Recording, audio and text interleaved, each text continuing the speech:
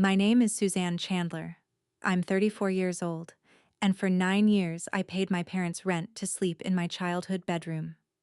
Last March, my mom slid a note under my door raising that rent again, because my brother's business needed what she called family support.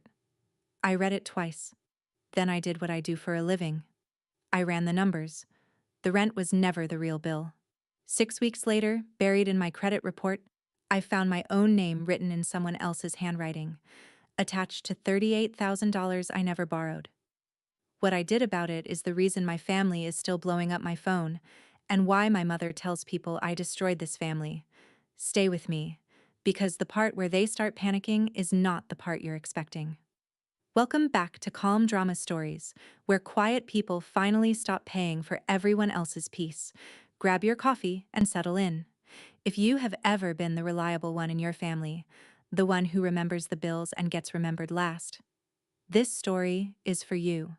Drop a comment telling me where you're listening from, and be sure to subscribe.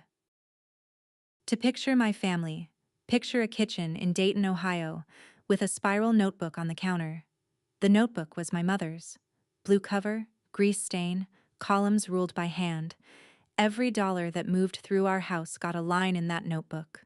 Groceries, gas, the church envelope, my rent. Mom had run the books for my grandfather's laundromat for 30 years, then the treasury for her church. And she kept our family the same way, like a small business with one shareholder. I moved back home when I was 25. I'd been in Chicago 3 years, building a decent life as a data analyst, when my dad had his heart attack. Mom called me from the hospital hallway and said one sentence that reorganized my whole life. "We need you home, Suzanne." So I came home. It made sense then.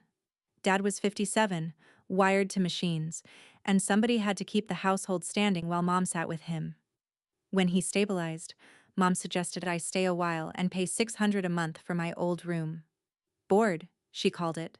Cheaper than any apartment in town, and the money stayed in the family. I'm a numbers person. 600 was fair, so I paid it. First of every month, cash in an envelope next to the sugar jar. She logged it in the notebook with a little checkmark, like a payment received on an account I didn't know I had. For a long time, I found that notebook comforting. Everything visible, everything counted, everything fair.